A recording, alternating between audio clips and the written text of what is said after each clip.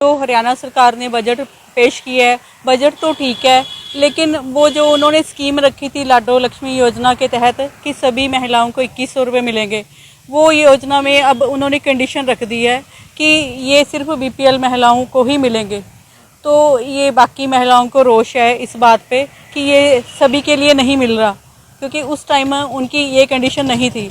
और देखा जाए तो कि जो गैस सिलेंडर है उनका रेट थोड़ा कम हो, ताकि सभी महिलाओं को इसका मतलब राहत मिले और थोड़ी खुशी भी मिले कि सभी को सिलेंडर कम रेट में मिल रहा है। शिक्षा में तो सुधार हुए हैं, वो तो शिक्षा के रिगार्डिंग तो सही है, पर हमें सिर्फ इसी के ही रिगार्डिंग है कि ये स्कीम का फ़ायदा हमें भी मिले, बाकी महिलाओं को भी मिले। बजट हरियाणा का वास्तव में ही नायाब बजट है, क्योंकि मैं शिक्षा के क्षेत्र को रिप्रेजेंट कर रही हूँ, समाज की अगुवाई करती हुई देखती हूँ कि सबसे पहले जो नशे के लिए प्राधिकरण करना, ये बहुत एक अहम जरूरत थी समाज की। और इसके साथ साथ शिक्षा के क्षेत्र को अगर मैं देखूं तो विदेशी भाषा का भी को भी जो प्रचारित और प्रसारित किया गया, फ्रेंच के ऊपर जोर दिया गया। लेकिन सबसे अच्छी खुशी की बात जो हमारे लिए है कि हर जिले के राजकीय जो महाविद्यालय है उसको संस्कृत महाविद्यालय के रूप में विकसित करने का कार्यक्रम जो है वो रखा गया है, जो कि वाकई सराहनीय है। जो हमारे जो कल्चर है, जो हमारी संस्कृति है, उसको प्रमोट करता है। और इसके साथ ही साथ बीएससी जो बच्चे, हमारी बच्चियां और बच्चे जो पढ़ रहे हैं सरकारी कॉलेजों में, बच्चियां खासकर, उनकी ट्यूशन फीस जो है वो उसमें 3 लाख से कम आय वालों की जो है वो माफ कर दी जाएगी। तो ये भी एक बहुत बड़ी राहत होती है।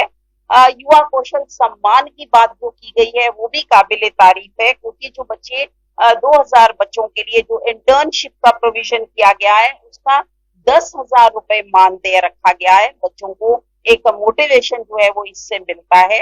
और साथ ही साथ अगर मैं देखूं, सभी स्कूलों में सीसीटीवी, जो सरकारी स्कूल है, सीसीटीवी का प्रावधान है।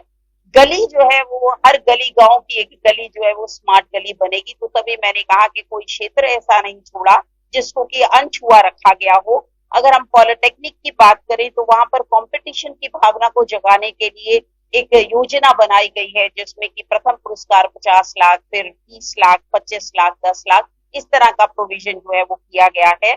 और मेरे बच्चों के लिए स्पोर्ट्स को अगर मैं देखूं, क्योंकि हरियाणा का नाम विश्व के पटल पर जो है वो हमेशा से एक गौरवान्वित हम हरियाणवी हैं कि हम स्पोर्ट्स पर्सन जो है वो पूरे देश को, विश्व को देते हैं। उसमें भी उन्होंने विश्व कौशल ओलंपिक्स में जो एक ऐसी स्कीम निकाली है, जो पदक विजेता है उनको 10 लाख रुपए जो है वो इस तरह की जो है वो और जो है बात की गई है।